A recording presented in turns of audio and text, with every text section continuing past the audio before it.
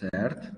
Então, né, fiquem bem à vontade aí se vocês quiserem, se vocês tiverem alguma dúvida, alguma coisa, né? Eu sempre procuro colocar bastante conteúdo nos slides, né, para depois vocês, porque às vezes eu pensava, eu tinha um professor, o profissional, ele era professor de fruticultura, e as aulas dele eram só foto. Claro, ele tinha muita propriedade também para falar, tinha mais de 50 anos, né, vamos dizer, 40 anos de experiência na fruticultura. E daí depois a gente ia estudar e era só foto, não tinha um material, um livro, alguma coisa, né? Daí a gente tem que ficar meio adivinhando e lembrando assim o que ele queria dizer com essa imagem, né? Então, né, tem que ter um equilíbrio entre imagens e texto. Eu acho que depois para o estudo de vocês facilita bastante, tá? Bem, hoje nós vamos falar então, né? Nós já falamos então, bastante da meiose, da mitose, falamos do cromossomos, das cromátides, né? Então, vocês já têm esse requisito que a gente vai usar na aula de hoje, né?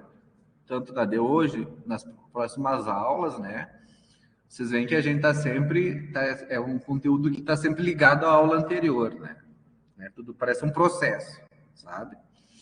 Então, hoje nós vamos falar, né, da primeira lei de Mendel, ou também chamado monohibridismo. Tá? Então, a gente vai ver hoje o que são híbridos. Né? Na viticultura, a gente fala muito de híbridos, as uvas híbridas. Tá? Então, vocês vão estar sabendo o que é isso. Depois, na segunda aula, daí vai ser sobre a segunda lei de Mendel, que é de hibridismo. Tá? Mas daí vamos deixar o conteúdo lá para a semana que vem. Tá?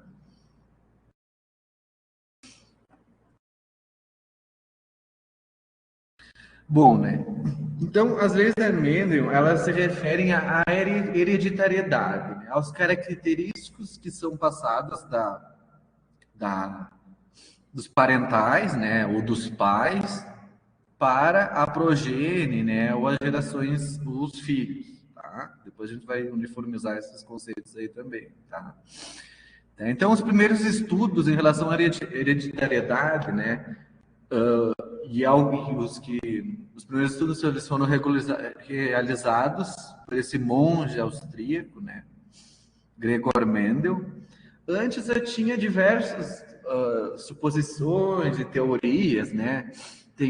Tinham teorias, por exemplo, né? Como é que como é que surgia, né? Da onde é que vinha as características vinham, né? Que, por exemplo, o pai, que a criança era parecida com o pai ou era parecida com a mãe, né? Por que isso acontecia? Como é que acontecia isso? Como é que essas características eram passadas de pai para filho, né? Isso para as plantas muito mais evidente. Então, tinha uma teoria, né, que dizia que já era conhecido o microscópio, os espermatozoides, óvulos, essas coisas já eram conhecidas, né?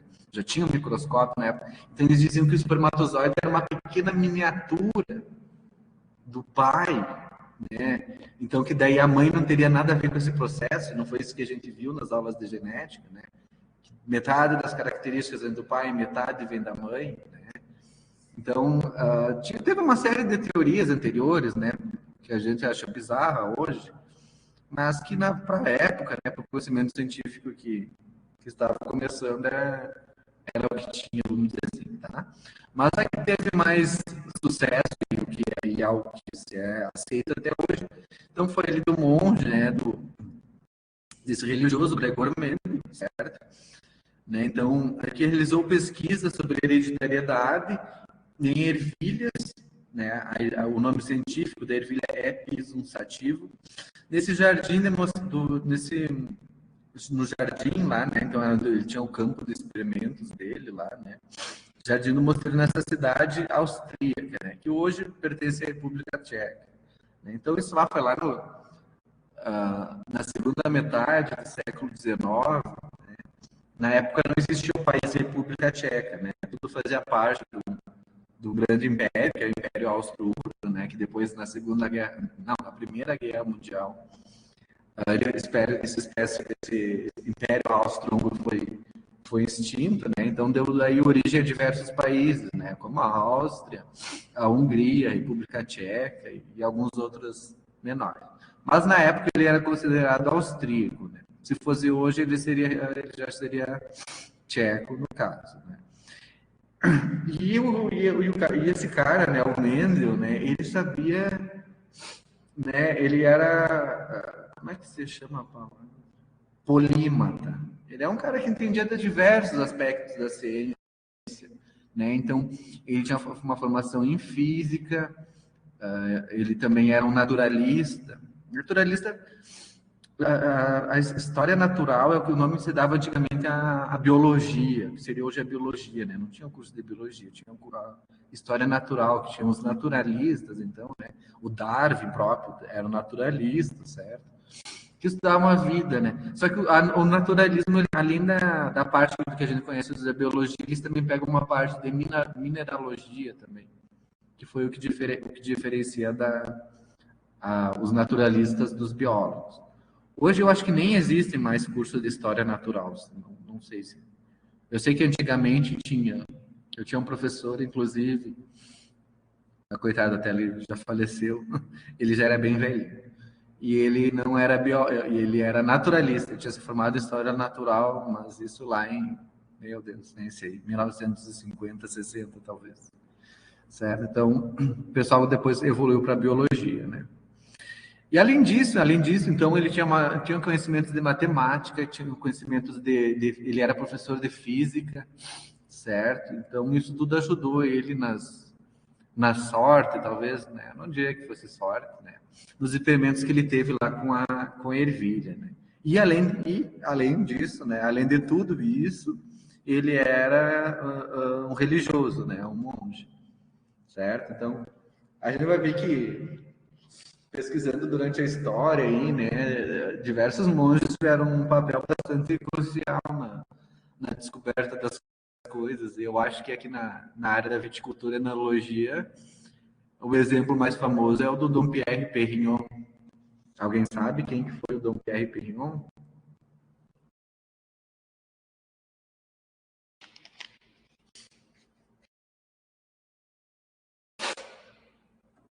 Bom, eu tô meio gripado hoje, pessoal, vocês me desculpem, tá? O Dom Perignon foi o cara, depois vocês vão aprender lá nas disciplinas de... Lá na disciplina de derivados da uva. Não sei onde é que vocês veem elaboração de espumantes, se tem alguma, tá? Mas foi o cara que acidentalmente, né, lá no século, nos anos 1600 alguma coisa, na região de Champagne, na França, né? A história era assim, né? Eles produziam vinho no mosteiro, né? E acabou que os vinhos daquela região da Champagne não eram muito bons porque eles não fermentavam completamente, né? Eram vinhos que eram considerados de qualidade inferior porque tinha borbulhas. E certa vez o Dom Pierre Pignon, além dele também, né, ser o responsável por introduzir rolhas de cortiça, que antes eles fechavam as garrafas com uma espécie de um pano, assim, um pano que vedava a garrafa, ficava péssimo, né? Vocês imaginem, né? Então foi ele também, né, que... Não era pano com cera?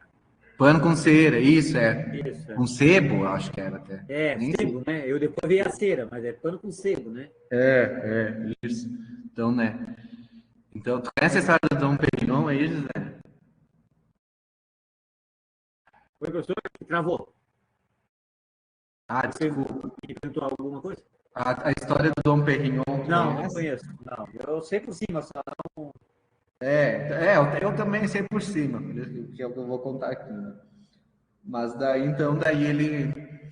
ele deixou acidentalmente, né? Essas coisas que é meio acidentalmente, às vezes eu meio duvido, né? Mas enfim, né? Acho que às vezes é meio proposital. Mas daí então ele deixou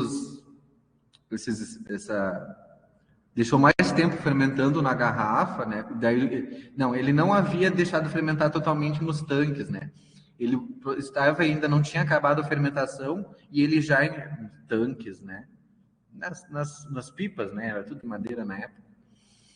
Então daí ele já engarrafou, né? E vedou, só que daí então como ele utilizava, diferentemente desse pano com sebo aí, né? Para vedar, ele já utilizava rolhas de cortiça, né? Conseguiu fazer com que o gás carbônico, né? Com que a fermentação se completasse na garrafa e não no tanque. né? E depois, quando ele foi tomar, né, e viu aquelas borbulhas lá e sentiu as borbulhas, a perlagem na boca, né? Então ele disse daí a famosa frase, né? Então diz, ele teria dito: estou bebendo estrelas, né? Então daí depois disso, né, o espumante se tornou, os vinhos de champanhe que eram considerados de segunda ordem, né, foram considerados, né, hoje, como você sabe, né, de tops, né? Então, inclusive é uma região demarcada, certo? Tá, mas enfim, né? Voltando aqui para o Gregor Mendel, né?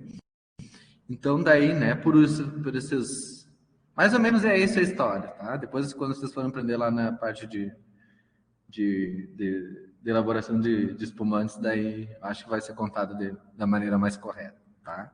Mas só para falar, então, né, da importância desses caras aí, certo? Então, por esses estudos que ele fez, né, e hoje a gente vai detalhar bem como é que ele fez os estudos dele, tá? Ele é conhecido, então, como pai da genética. Tá? Mas logo quando ele fez esses estudos, né, não foi reconhecido assim de maneira imediata, né? A comunidade científica publicou, né? Por isso que sabem que foi ele, porque se eu tivesse guardado os dados dele para ele, não tivesse publicado em revistas, ninguém era sabendo desse trabalho hoje, né? Então ele não seria considerado. Então, ele publicou, mas no entanto os cientistas lá não acharam, não deram muita bola pro trabalho dele, né? Não, esse cara aqui vai lá rezar lá, tu não sabe coisa disso, né? Certo? Então foi praticamente ignorado pela comunidade científica. Mas depois, né? Então ele morreu, né? Vocês veem aqui, ó. Depois, até por ter sido ignorado, né? Ele nem trabalhou mais, tá? Ele trabalhou até 1866, aí, ó, só esses anos ele trabalhou com essa questão de genética, né? Depois ele ficou meio desiludido, né? Não foi reconhecido e até se tornou, então, daí o abade do mosteiro, que é o chefão do mosteiro. Então ele tinha só atividades administrativas e de gestão e não podia ficar mexendo mais com as ervilhas, né? E ele morreu ali, ó, ele morreu ali em 1884, sem ser reconhecido pelos trabalhos que ele tinha desenvolvido, né? Então, né, na ciência às vezes acontece muito dessas questões né? Às vezes o cara ganha um prêmio Nobel, né? Se vocês viram, por um trabalho que desenvolveu lá há 70 anos, há muitos anos atrás. E muitas vezes, né, trabalhos que seriam dignos de ganhar prêmio Nobel não ganham, porque o cientista morreu e daí o Nobel ele só é atribuído em vida, ele não é atribuído de forma póstuma, né? Então aí tem várias descobertas, né? Por exemplo, o Mendel mereceu um Nobel por sinal, né? Mas ele não viveu a tempo de seu trabalho ser reconhecido. Mas, enfim, ali em 1900, então já tinha morrido o Mendel há uns 20 anos, né? 34 anos depois, né? Esses botânicos ali, um alemão, um holandês e um austríaco, né? Trabalhando de forma independente, ou seja, né? Eles não estavam trabalhando juntos, eles verificaram, né? Chegaram às mesmas conclusões que levaram a Mendel a propor a lei, né, as leis da hereditariedade, que são, a gente vai estudar na primeira, uma delas hoje, inclusive eu acho que a gente não vai conseguir acabar, tá? E depois a segunda lei de Mendel, então, que é do hibridismo, vai ser na semana que vem. Tá? Então, nos experimentos, o Mendel utilizou uma planta que é a ervilha. É uma planta que todo mundo conhece aí, né? Eu gosto bastante, por sinal, né? E ele teve sorte. Não é que ele teve sorte, né? Como dizem, né? Ele usou a ervilha porque ele sabia das características, né? Ele não teve sorte de estar usando o material correto, né? Mas ele sabia das características dele então que levariam a ele a ter sucesso nos resultados. Por isso que ele usou a ervilha, né? Então, a ervilha, ela é uma planta leguminosa, né? Então, da família das leguminosas ou fabáceas, né? Então, da mesma família, por exemplo, do feijão, da mesma família da soja, tá? E não é da mesma família dos legumes que a gente chama. Por exemplo, o que a gente chama? Hoje eu fiz uma sopa de legumes. Deve haver, tem batata, tem brócolis, tem, sei lá o que mais que você bota, cenoura. Isso aí não é legume, isso é hortaliça. Legume é quando é da família das leguminosas, que é feijão, que é soja, que é ervilha, tá? Então, né, falando em termos, né, corretos, né, sopa de legumes é só se tu fizer uma sopa de ervilha. Aí tu tá fazendo uma sopa de legumes, ou de feijão, ou de soja, tá? E a característica principal é que das leguminosas é porque ela tem aqui, ó, esse aqui, ó, que os frutos dela é um legume, por isso que se chamam leguminosas, tá? Mas enfim, né? Por que então que ele escolheu utilizar as ervilhas? Primeiro, ela é uma planta de fácil cultivo, né? Produz muitas sementes, né? Se a gente for ver, por exemplo, né, vocês já, né, por exemplo, a soja produz muito menos semente do que uma ervilha por planta, né? Claro que na época nem existia a soja, né? Não era uma planta que o pessoal cultivava também, já, acho que estava meio restrito o cultivo à China ainda na época, né? Do contrário da ervilha, que era uma planta já domesticada. O pessoal já cultivava há milhares e milhares de anos, né? Então, por isso que ela era de fácil cultivo, porque daí já tinha plantas que eram resistentes a doenças, que produziam bastante quantidade, né? Diferente do feijão ou da soja, que o pessoal, que o europeu não tem um costume tão grande, né, de consumir. Hoje até pode ter mais, mas na época lá em 1800, né, não tinha, era mais ervilha que eles tinham de leguminosas, tá? Então produz muitas sementes, ou seja, gera um grande número de descendentes, né? Outra coisa é muito importante é que a flor é do tipo hermafrodita, tá? Então nós já falamos aqui na aula, né, que existem flores, tem a parte masculina da flor, que é composta lá pelos estames, que produzem o pólen, e a parte feminina da flor, então, que eu tenho o éstilo, o estilete e o ovário, que então, né, quando ocorre a fecundação, o pólen ele adentra ali no estilete, chega ao ovário, né, e se forma então o zigoto ou célula ovo. Esse é o processo de fecundação. Nós já vimos aqui na disciplina, né? Depois também, eu acho que vocês têm botânica, o professor Pedro, acho que é no semestre que vem, vocês vão ver com esse processo no detalhe, mas algumas coisas eu tenho que falar para vocês para ficar fácil o entendimento. Enfim, a flor, então, ela é hermafrodita, ou seja, né, ela pode ser produzida por autofecundação. A flor tem a parte masculina e tem a parte feminina, né? Então, ela mesma, os estames dessa flor, fecunda o ovário dela. A parte masculina fecunda a própria feminina da mesma flor, né? Isso seja, da mesma planta, me desculpe, da mesma flor também. Certo? Então, isso é chamado autofecundação. Mas também, né, então é quando a parte masculina pode fecundar a própria parte feminina em uma flor. Mas também eu posso ter a fecundação cruzada, que é diferente da autofecundação, que daí é quando a parte masculina de uma planta fecunda a parte feminina de uma planta vizinha, né? Geralmente é o vento que leva, sei lá, o pássaro ali, né? Que faz a polinização, ou as abelhas, né? Então isso aí se chama fecundação cruzada, quando uma planta fecunda uma outra planta lá, né? Por exemplo, os animais têm fecundação cruzada, tá? Certo? Outras vantagens dele ter utilizado a ervilha, né? Então, também outras características simples e contrastantes. Ou seja, vou ter sempre dois tipos de semente. Eu vou ter ou a semente é verde, ou a semente ela vai ser amarela.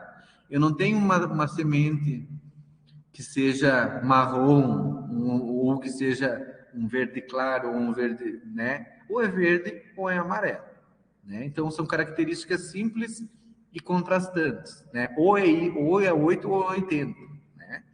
Ou ela faz o tegumento, a casca da semente dela, né? O formato dela, ou é liso ou é rugoso, tá? Eu não tenho um que seja meio liso ou meio rugoso, uma parte de cima da semente é lisa e outra gosta. Não, é uma coisa ou é outra, tá? Em relação à altura, também é características contrastantes, né? Ou ela gera uma planta muito alta de 2 metros, ou gera uma planta muito baixa de 0,5 metro.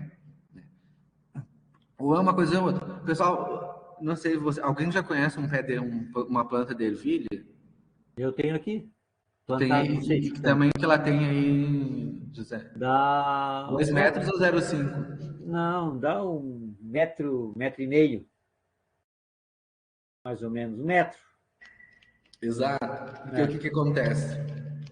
Né? As mais velhas ficam até com 1,5 m quando a minha esposa Mas deixa. né, não tem plantas ali de 2 metros, porque assim, ó, Isso. geralmente, inclusive para cultivos comerciais, o pessoal não quer ter uma lavoura com planta de 2 metros. Porque o que, que vai acontecer? Eu não quero ter um negócio que depois, né, se tem um vento, ela cama, ou seja, ela deita, né, ela derruba e daí ela pode ou morrer, ou quando eu vou colher com a colhedora, com uma máquina, né, o pessoal chama ceifa também, né, que não consegue porque fica embaixo da plataforma que vai colhendo ali, né.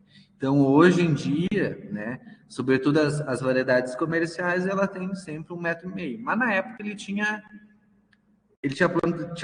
todos os tipos, porque, vamos dizer, né, as variedades tinha variedades comerciais, mas também comerciais, né, mas tinha maior variabilidade, né. Mas aqui, professor, a gente planta que nem vagem, planta com estaquia. Ah, sim, daí eu acho que ela cresce mais também, né, Isso, faz pode ser. tipo tomateiro, né? Sim, Faz sim, os pés e sim. aí faz, aí vai amarrando, justamente isso, Sim, para ela sair do vocês chão. tutoram, vocês tutoram. Isso. Certo, certo, certo, perfeito, perfeito. Daí é que tem dois tipos de ervilha, né? Tem essa mais mas tem a de cultivo comercial que o pessoal não tutora, né? Deixa ela deitada mesmo. Sim. Por isso que o pessoal daí, para esse caso, prefere a menor, né? Porque daí tu não precisa tutorar. Porque tu imagina se eu tenho 1.000 hectares de ervilha, eu ter que amarrar uma por uma. Não tem como. Não tem como financeiramente inviável. Por isso que o pessoal prefere essa daqui de 1 metro, de meio metro, porque daí não precisa estar conduzindo ela, né? Tá certo? Então aqui vocês vejam as características então que o Mendel analisou. Então ele analisou a forma da semente, que podia ser então o grão que é liso ou rugoso, a cor amarela ou verde, formato da vagem, liso ou ondulado, a cor da vagem, a cor da flor, tá? Púrpura ou branca, posição e altura, tá? A gente vai trabalhar aqui, a gente vai se deter mais falando desses dois aspectos aqui, tá? Forma da semente lisa ou rugosa e cor da semente amarela ou verde, tá? Tá certo. Então tá, ele usou as ervilhas. E daí o que mais que aconteceu? Né? Então, Mendes pressupôs que se uma planta tinha coloração amarela, ela tinha algum elemento ou algum fator, ela tinha algo que fazia, que era responsável por essa cor. Né? Hoje a gente sabe que são genes. Né? Mas na época, pessoal, a gente tem que ter noção que esse daqui ele foi descoberto antes da dupla hélice, do DNA, dessas coisas aí. O DNA, dupla hélice, genoma, isso aí é 1950 para cá, tá? Isso aí foi 1860, tá? Então ele não tinha esse conhecimento da genética, né? Ela tava, certo? Então ele via que tinha um elemento, um fator responsável por dar a cor amarela. E o mesmo ocorria também para a planta verde, né? Que determinava a coloração, certo? Então, o que ele começou fazendo? Né? Ele começou cruzando as plantas amarelas com as plantas verdes, tá? Mas antes dele fazer esse cruzamento, ele tinha que ter certeza de uma coisa. Ele tinha que ter certeza que aquelas plantas amarelas, que os pais dela nunca tinham sido verdes, tá? Nunca tinha sido cruzado com uma planta verde. Tinha que ser as chamadas linhagens puras ou plantas puras, ou seja, sementes amarelas que só originassem plantas com sementes dessa cor. E tu fez assim para as verdes também, né? Porque o que pode ter acontecido? Ah, essa planta aqui ela é amarela, mas eu vou saber se Depois vocês vão ver como é que pode acontecer isso. Se ela não teve um pai que foi verde, não. Então ele fez o quê? Então ele escolhia um indivíduo amarelo e observava os resultados de autofecundação, fecundava amarelo com amarelo, ao longo de 6 gerações, né? Ou seja, ele conseguiu fazer 6 gerações em 2 anos. Aqui, para nós fazer 6 gerações, né, em videira, tu leva, sei lá, 60, 80, 100 anos, né? Então, o que eu digo? É muito mais complicado o melhoramento com as plantas perenes, com frutíferas, tá? E ele ali, olha, conseguiu ter 6 gerações, né? Pai, filho, pai, filho, pai, filho, né? Em 2 anos só, né? Então, bem mais rápido, certo? Em cada geração, também ele analisava um grande número de descendentes. Ele via ali 7.000 sementes, não tem nenhuma amarela. Daí cruzava tudo de novo, nenhuma amarela. Fez isso 6 vezes e viu, ah, não, essa aqui, então, ela é amarela de verdade. E fez isso para verde também, tá? Então, aqui, ó. Então, tá. Ele tendo as linhagens puras, que são chamadas, então, a geração P, tá? Opa, aqui. Então, aqui, ó.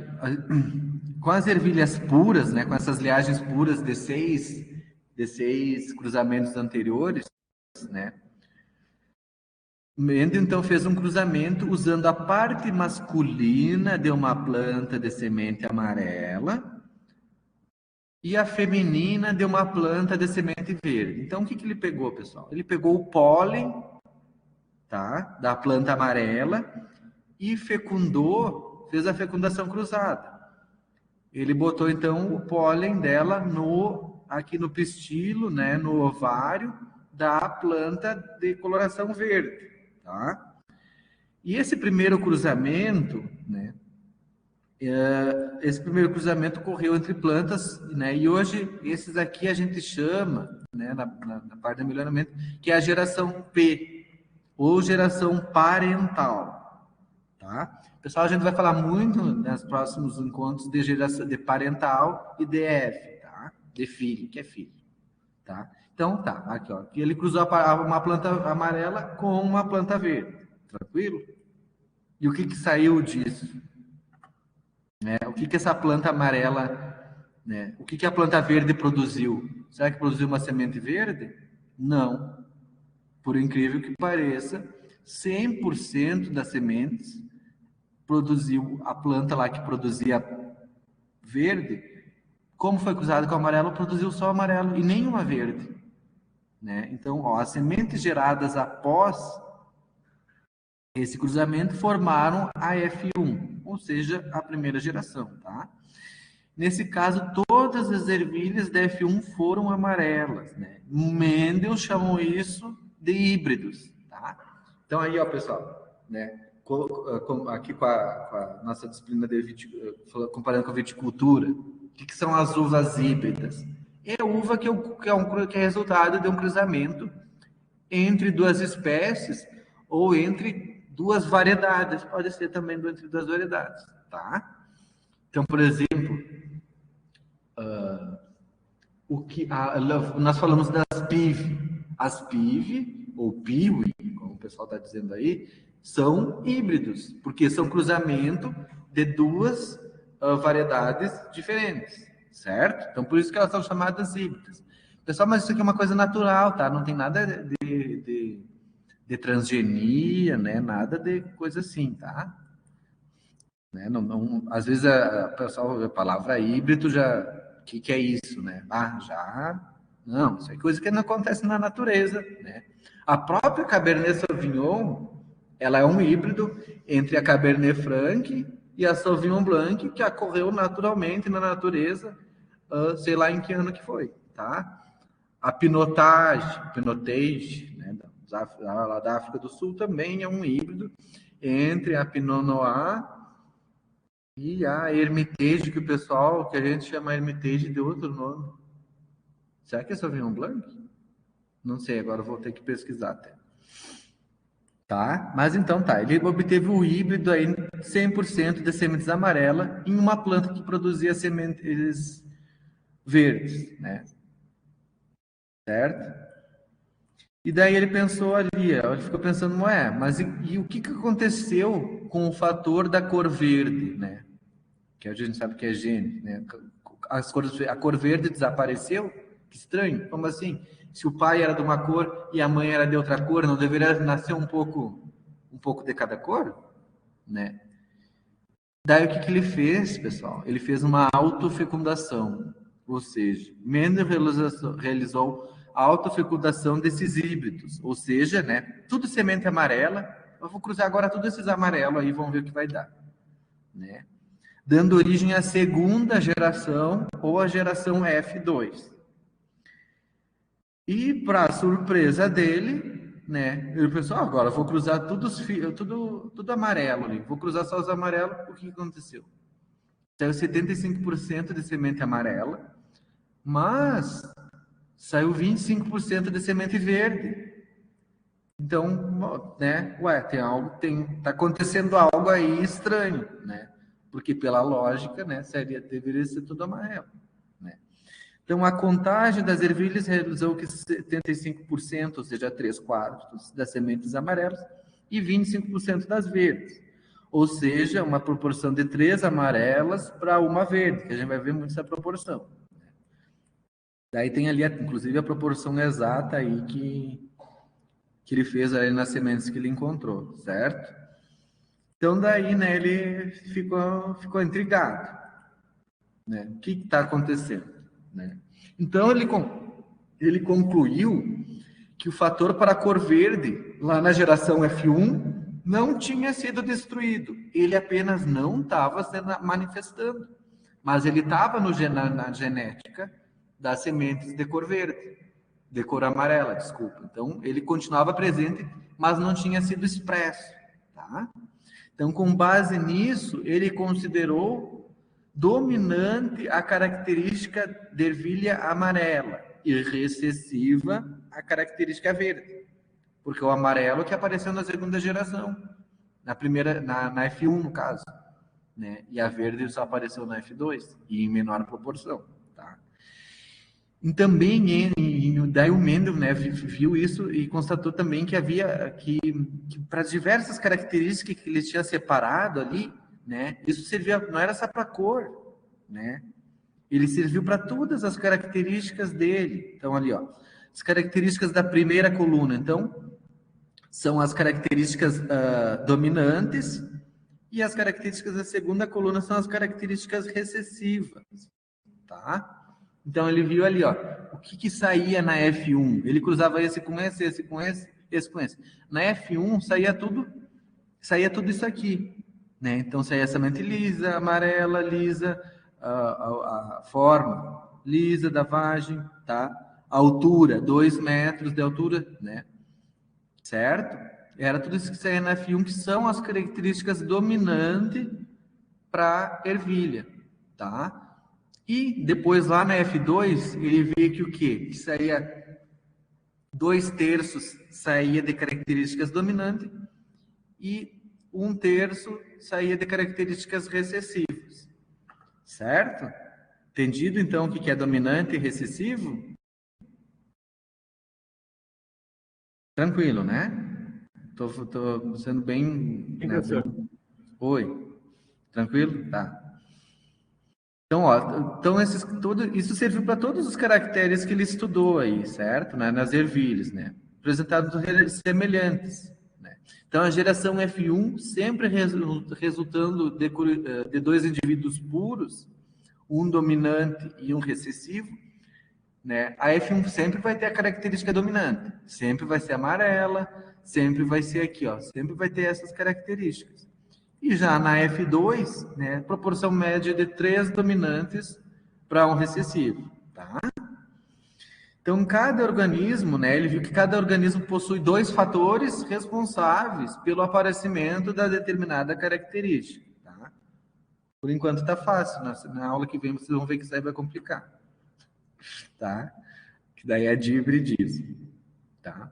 Então, esses fatores são exibidos dos indivíduos paterno e materno. Cada um contribui com apenas um fator de cada par, certo? E os fatores, então, de um par contrastante de características, eles não se misturam, ou seja, não surgiu uma ervilha que fosse a mistura de verde com marrom deve dar o quê? Desculpa, de verde com amarelo deve dar marrom, talvez? Não surgiu nenhuma ervilha que fosse marrom. Não surgiu nenhuma ervilha que tivesse 1 metro ou 1,5 metro. Ou era de 2 metros, ou de 0,5 metros. Então, eles não se misturam esses caracteres. Né? Durante a formação dos gametas, depois que há a fecundação, esses fatores apresentam em doses simples, ou seja, cada gameta apresenta fator. Cada gameta apresenta ou amarelo ou verde, não apresenta mistura deles. Tá? Então, nessa última conclusão é que ficou conhecida como a primeira lei de Mendel, né? Ou a lei da segregação de um par de fatores. O que é a segregação? Né? Que eles se separam, ou lei do monohibridismo, certo? Que as características elas não se misturam, certo? Elas podem ou não aparecerem na primeira geração, ou na segunda geração aparecerem em menor proporção, dependendo se ela é recessiva ou dominante. Mas não existe mistura. Certo? Então, cada caráter é condicionado a um par de fatores que se separam na formação dos gametas, que a gente vai ver como é que ocorre essa separação, que vai entrar então aí a nossa meiose e a mitose que a gente viu nas outras aulas, certo? Então, atualmente, né? Então, ele via aquilo, né? Mas como comentei, ele não tinha essa consciência, o conhecimento de genes, de mitose, de meiose, né? Então, até por isso que na época os trabalhos dele não teve o devido reconhecimento, porque as pessoas não tinham um conhecimento de genética, né? Como a gente tem hoje de cromossomos, etc. Certo? Pessoal, entendido então a questão do recessivo e do negócio, né? E do dominante. Então vamos avançando, tá? Certo. Tá? Então, ó, as células do corpo da maioria dos organismos são diploides. Lembram, né? Então a gente já falou o que é diploide, né? Ou seja, nelas tem os cromossomos acontecem em pares. Lembra lá os pares de cromossomos lá das divisões lá da meiose e da mitose, tá? Então há 2 de cromossomos de cada tipo. Os cromossomos de um mesmo par possuem o mesmo tamanho e a mesma forma. Lembra que eles ficavam juntando lá nos cariogramas, lá os que tinham o mesmo tamanho, né? Juntando na coreograma que eles conseguiam achar qual que eram os cromossomos homólogos, né? Porque tinham o mesmo tamanho. Tá? E em cada par de cromossomos, né? Um deles veio do pai e o outro deles veio da mãe. Tá? A gente vai dar uma revisadinha ali na meiose como é que ocorre isso. Tá? Então aqui, ó. O lugar do cromossomo, tá? Então aqui, ó, vocês lembram aqui, o que é isso? É um cromossomo homólogo, um do pai e outro da mãe, né? Tá? Ele tem uma partezinha dele que é onde se chama o loco, tá? Ou locus gênico, tá? Então, um par de cromossomos homólogos apresenta os genes que atuam nas mesmas características. Por exemplo, a cor da semente ou a forma da vagem, tá? Então, aqui, ó. E dentro, então, daqui, né? Vocês veem aqui é o loco, tá? E os cromossomos homólogos, eles podem haver versões diferentes do mesmo gene, tá? E essas versões diferentes são chamadas de alelos, tá? Então, aqui, ó. Por exemplo, aqui vocês estão vendo, então, aqui os cromossomos do pai e da mãe, tá? E uma partezinha aqui do cromossomo nesse loco ali, né? Nesse local, que locus, do latim é lugar, local, sei lá, né? Vai ter os alelos que vão condicionar a cor da semente, daí aqui num outro localzinho vai ter o local que condiciona a forma da semente, daí num outro local pode ter aqui a altura da planta, tá? Isso aqui é uma representação, tá? Não é que as coisas aconteçam assim, tá? É uma representação didática, tá? Em um cromossomo ele pode haver um alelo do gene, então, da cor para a semente, que determina a semente amarela. E no outro cromossomo correspondente, pode ter o que determina a semente verde, tá? Então, esse aqui poderia dizer que esse aqui dá o amarelo e esse aqui dá o verde, tá? Desculpa, e aqui nos locos, né, de cada cor, tá?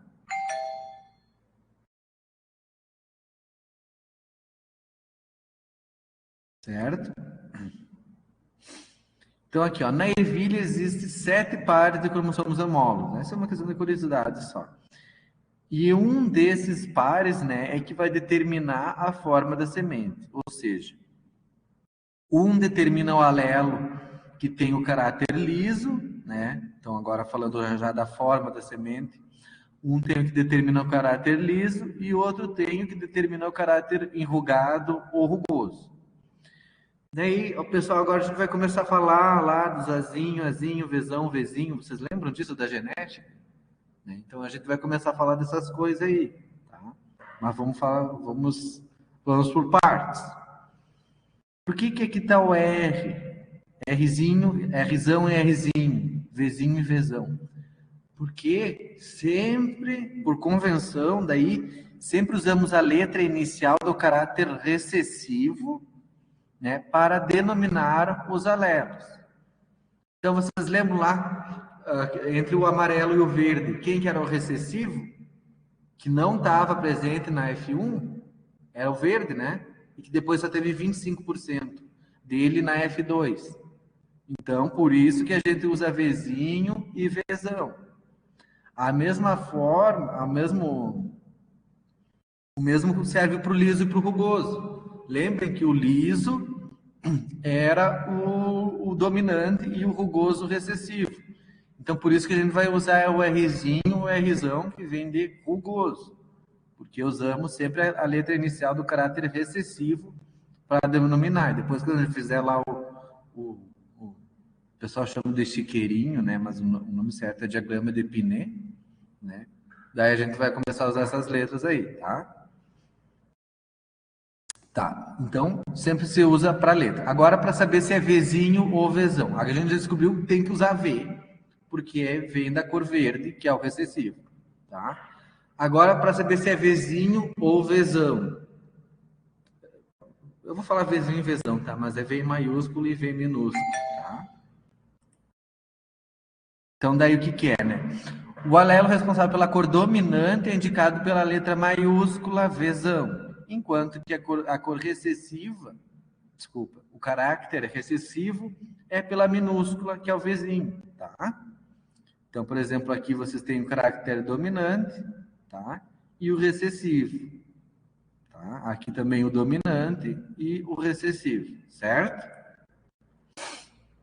Um indivíduo que for puro ou que for homozigoto. Então, agora a gente vai falar homozigoto, tá? Homozigoto. Lembrem, o homo é igual, pares iguais. O que ele determina, então? Um caráter que tem o mesmo alelo nos dois cromossomos de par homólogo. É a mesma coisa, depois a gente vai ver aqui, tá? Né? Se for tudo vezão, vezão, ele é homozigoto. Se for tudo Vzinho, Vzinho, ele é homozigoto. Se ele for Vzão e Vzinho, é heterozigoto, tá? Então, a mesma coisa de R, se for dois R's maiúsculos, é homozigoto. Se for dois R's minúsculos, também é homozigoto, tá? Então, aqui, ó, o conjunto de genes, né? Agora nós vamos falar de outras coisas, né? Então, daí aqui já interpretando as leis de Mendel, né? Então, aqui dá já o genótipo e o fenótipo, tá? O genótipo, né, é dado um nome dado ao conjunto de genes que um indivíduo possui em suas células. E que esses genes vão expressar características morfológicas ou funcionais.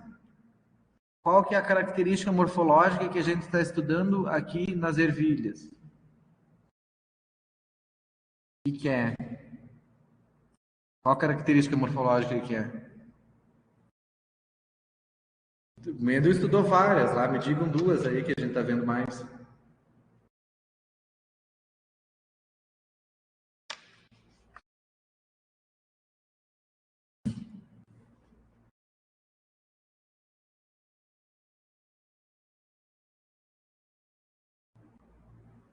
Ó, isso aqui, ó. Isso aqui são características morfológicas, tá? Forma da semente, cor da semente, forma da vagem, cor da flor, posição da flor. Isso aqui é tudo morfologia, tá? Depois vocês vão ver a disciplina de anatomia e morfologia e vocês vão estudar aí, né, a morfologia da videira, por exemplo, né? Tamanho da folha, formato da folha, da baga, tamanho da baga, formato da baga. Tem umas bagas que são mais alongadas, como da uva Vitória. Tem outras que são bem redondinhas, como da uva Bordeaux, sei lá, Cabernet Sauvignon, são mais arredondados. Morfologia do cachos, tem uns que são mais alongados, tem outros que são mais cônicos, né?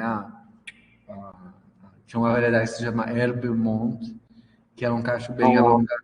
O que a gente viu lá na apresentação da própria Piuí, né? Uhum. São cachos mais fechados, né? Isso, exato. Cacho mais fechado, cacho mais aberto. Que isso aí tem muita essa questão do cacho fechado, cacho aberto também é uma característica morfológica, tá?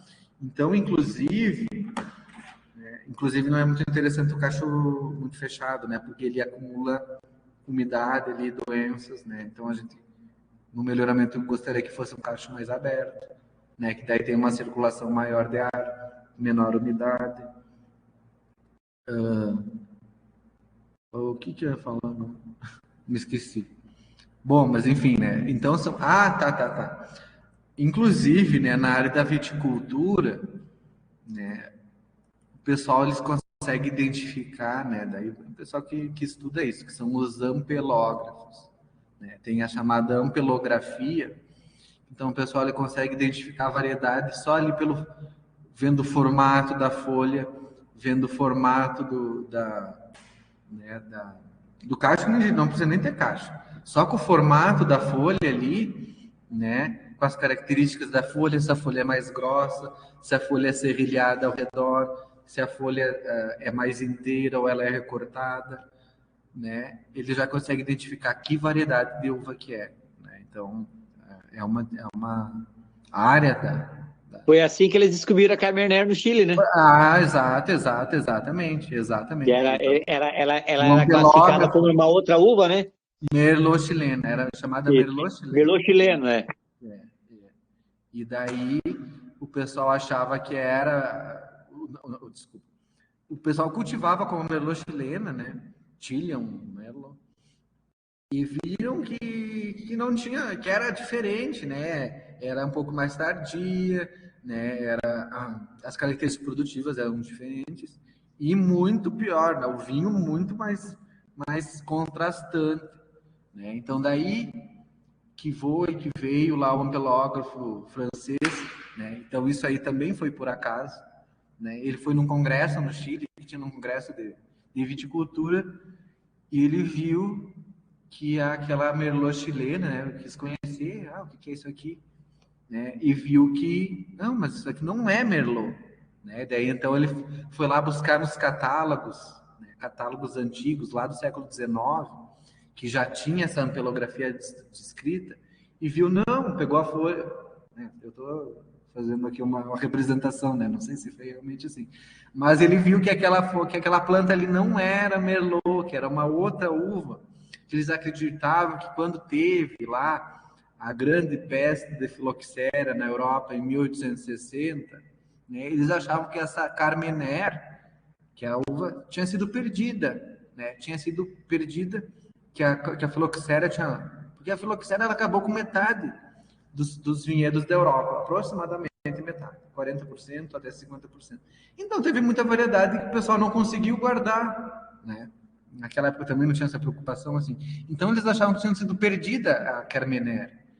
E daí foi que esse ampelógrafo ali viu e disse, não, essa daqui não é a Merlot, é a antiga Carmener que nós tínhamos lá na França, e que achávamos que tinha sido perdido, porque tinha sido levada erroneamente, há muitos séculos atrás, a Carmener para o Chile, né? E o Chile não sofreu com a filoxera, então ela foi mantida ali no Chile sem saber que realmente era, né? Então, uma curiosidade à parte aí sobre a uva Carmener. E o Chile daí, né, de maneira muito inteligente, né?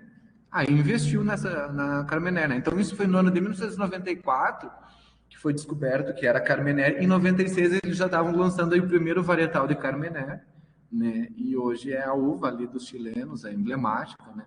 Eu até não saberia dizer ao quanto que ela representa no cultivo, mas acredito que seja a uva mais cultivada do Chile, né? E até hoje, quando a gente pensa num vinho chileno aí, né? É Carmener, certo? E realmente é muito, né? Claro, é né, um vinho tão... Aí não vamos falar tanto da área de enologia, que não é a minha área, né? Mas a gente tomando assim, né? Não sei se é um vinho bastante diferente do Merlot, né? Então, realmente, né? Uma variedade diferenciada. Bom, voltando aqui para os nossos genótipos e fenótipos e mento, tá? Então, aqui, ó. Então, esse conjunto de genes é o genótipo e o conjunto das características morfológicas aí é o fenótipo, tá? Para a cor da ervilha, característica fenotípica, né?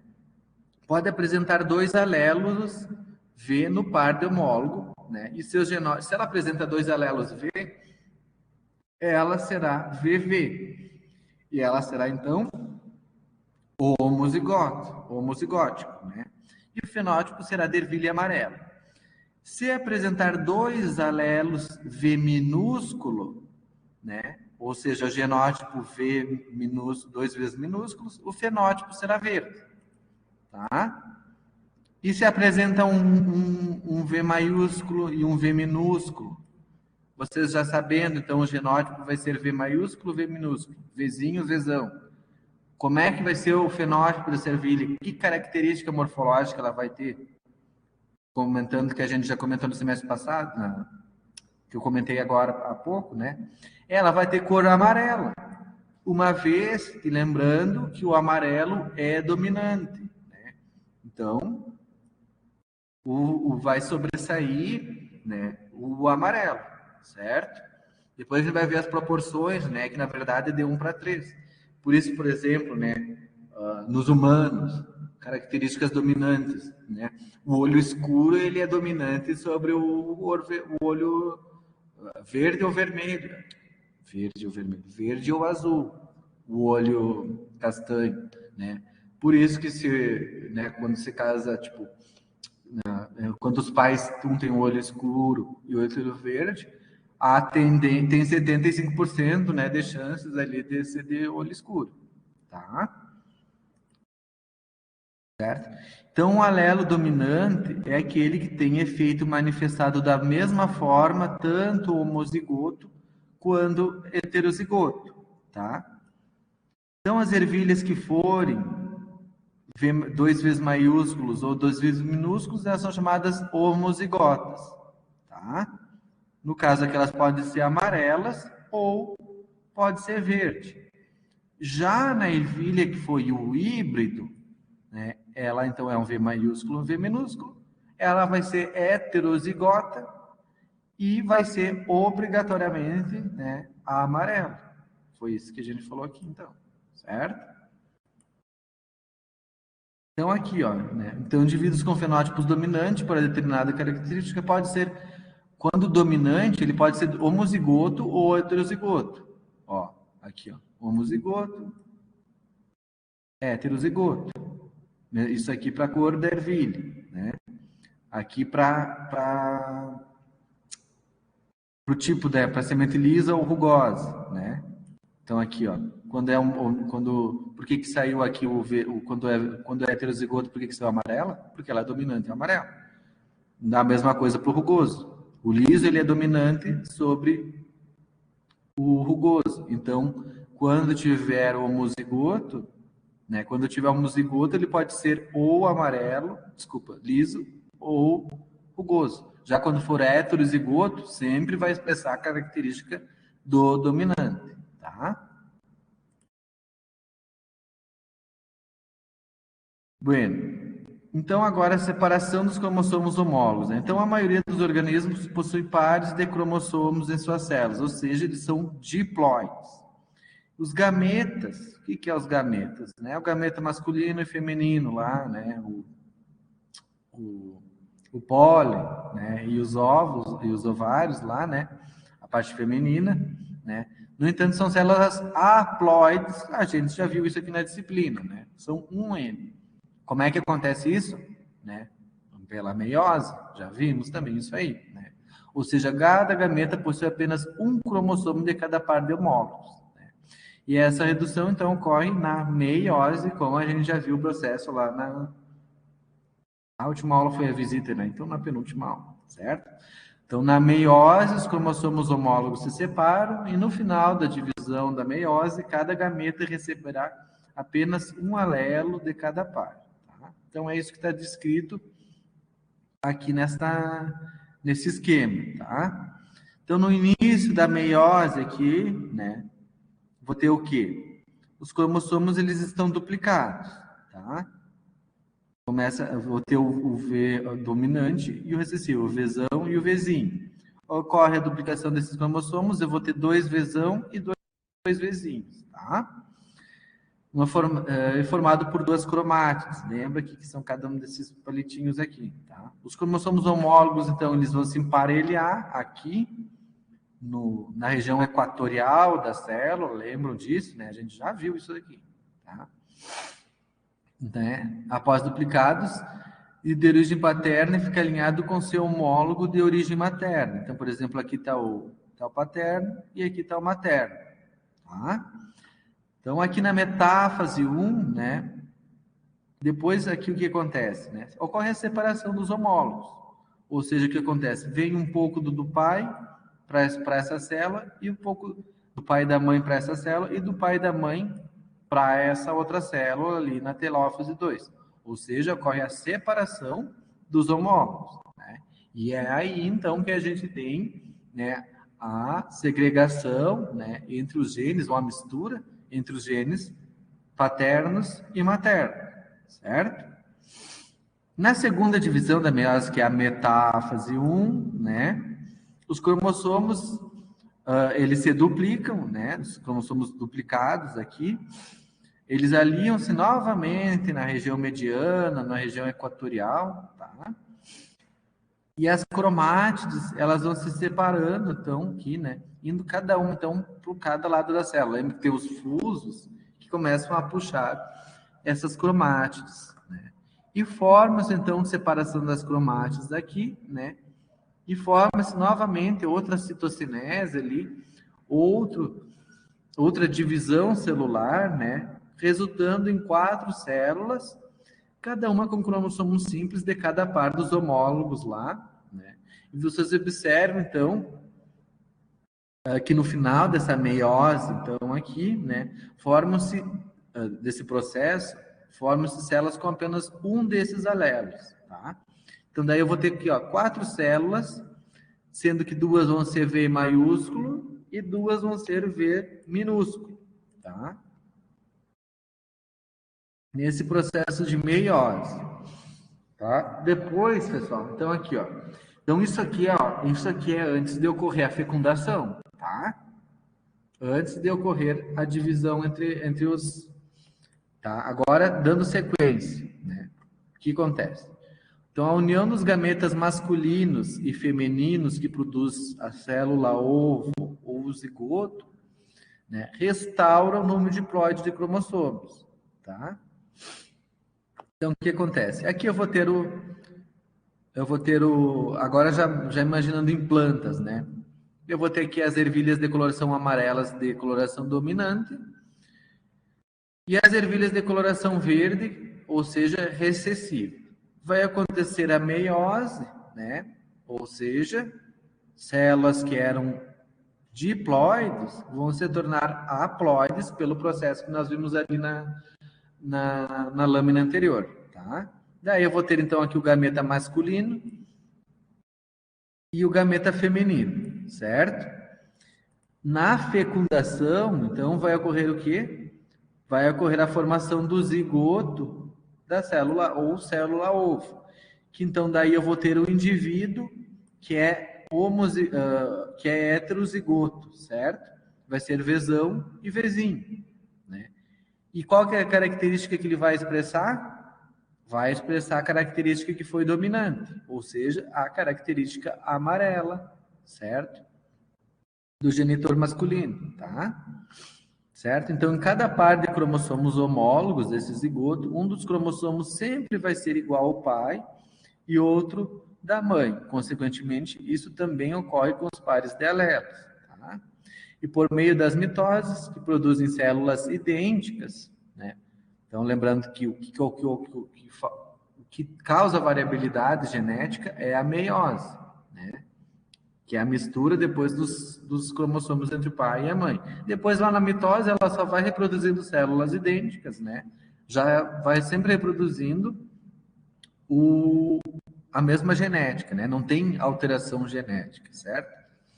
Que terá, então, todas as células da mesma coleção de cromossomos que estavam no zigoto, certo? Então, é assim que ocorre, né?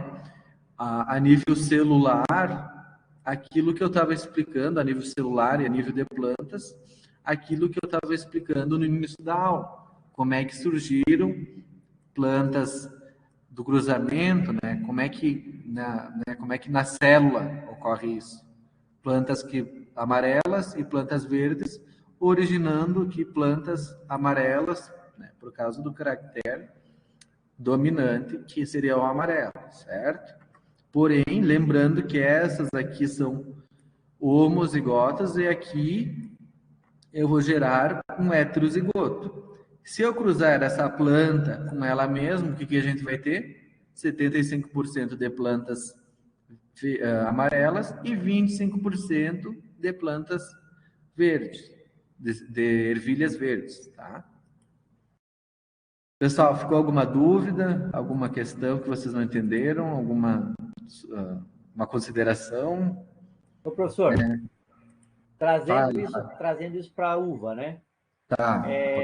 A criação na criação de uma nova variedade, né? Tá. Uhum. Ela é feita através da polinização manual. Da polinização? Manual, né? Manual. Aqui, manual. ó. Deixa eu te mostrar aqui, cara, como é que é.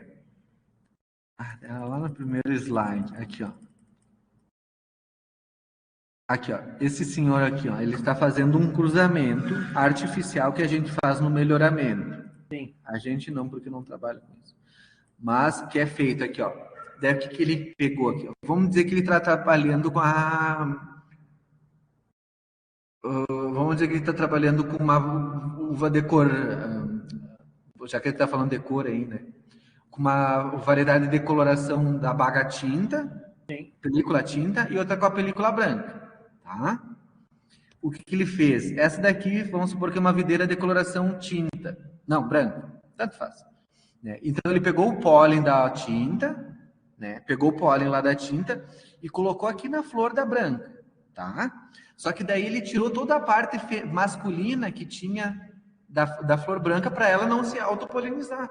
Porque eu não ia saber daí que nascesse aí, podia ser do pólen que eu coloquei, mas também pode ser do que ela própria se polinizou com a parte masculina dela, porque são flores hermafroditas, né? Então daí ele tira toda a parte masculina da flor e deixa só a parte feminina. E pega o pólen lá do receptor masculino e poliniza ali com a mão. Isso é feito com a mão, com o pincel, o pessoal faz, né? E ensaca. Porque daí o que acontece? Porque senão pode vir pólen dessas outras flores aqui ao redor. Por pode vir abelha também, né? Pode vir abelha, polinização, né? Então daí ele ensaca para deixar isoladinho ali. Ele tira a parte masculina e deixa só a feminina. Até virar pega o pólen da planta doadora de pólen lá, que seria a masculina, e poliniza ali, né? E daí ele vai ver aqui, ó, pessoal. Tem uma coisa que a gente vai falar na semana que vem, que a gente vai falar de híbridos, tá? Daí ele vê que vai nascer o quê? Né? A gente tá falando de monohibridismo hoje, tá? Semana que vem que eu falei que a gente vai complicar mais porque vai falar de dihibridismo, tá? Então daí são várias características atuando, tá? Então daí tem características que pode acontecer sim de nascer de sair algo intermediário entre o pai e a mãe, tá? Hoje a gente está simplificando, tá? Então daí pode sair uma rosé, por exemplo, tá? Só que daí eu peguei, nasceu uma rosé, só que eu não quero que ela seja rosé. Daí eu cruzo com ela mesma, o que se chama retrocruzamentos, buscando que eu tenha só a característica ou do pai de coloração tinta ou da mãe de coloração branca, certo? Isso se chamam retrocruzamentos, né? Quando daí, por exemplo, lembra que vai nascer 75% amarela e 25% verde. Daí eu faço esses retrocruzamentos, ou seja, aquelas verdes eu cruzo entre elas para deixar que volte a ser tudo verde. Então isso aí que se chama retrocruzamento, certo? Certo. Só que daí eu estou levando não só uma característica, por isso que a gente tem que deixar de falar isso na semana que vem, porque daí pode ser que na verde eu tenha característica de resistência à doença também, tá? Sim. Então daí eu quero manter essa característica de resistência à doença na minha progênie, certo? Vai ficar mais claro de explicar isso para vocês na aula que vem, tá, pessoal? Vai ficar mais ilustrado daí. Eu que quis adiantar a carroça aí, professor. Você gosta. Não, mas foi uma pergunta boa até para a gente já ir falando, né? Que hoje a gente falou só de uma característica, né? A gente falou ali ó, só da lisa e da rugosa. Só que, por exemplo, se essa lisa aqui, por exemplo, o meu objetivo é produzir semente amarela. Só que a verde tem um gene de resistência a doenças, tá? E daí o que eu vou fazer? Eu vou cruzar verde com amarelo. Algumas plantas saíram amarelas e outras verdes. Algumas plantas saíram resistentes a doenças, outras saíram suscetíveis a doenças. Daí o que eu faço? Eu faço um retrocruzamento, que o que é? Eu só pego as sementes amarelas, que é o que eu quero, e que saíram resistentes à doença, tá? Daí eu só vou cruzando indivíduos que têm as características que eu quis, tá? Entendeu? Isso é feito o retrocruzamento até chegar, então, numa planta que tem as características de cor amarela e resistência à doença, que no início era só a verde que tinha. Eu consigo passar para os descendentes da amarela através desses retrocruzamentos, certo? Que é um trabalho de anos, né? Trabalho de muitos e muitos anos a ser feito. Mas daí isso aí vai ficar mais claro de eu explicar na aula que vem. Mas a grosso modo é bem isso aí, bem isso aí, José. Certo? Não, mais alguma questão, pessoal? Alguma dúvida?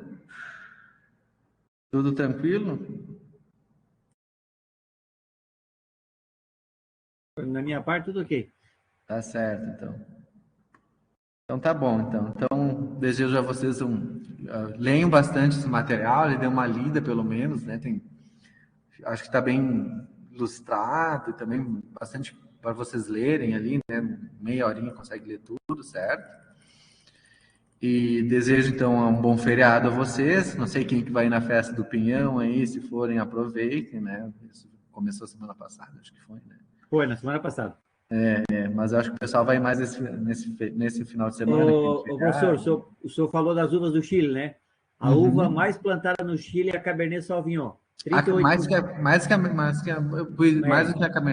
Mais que a Cabernet. Cabernet Sauvignon, Chardonnay, Sauvignon Blanc, Riesling, Semillon, Viognier, Merlot, Shiraz, Cabernet e Pinot. Nossa, mas... Olha, agora eu tô...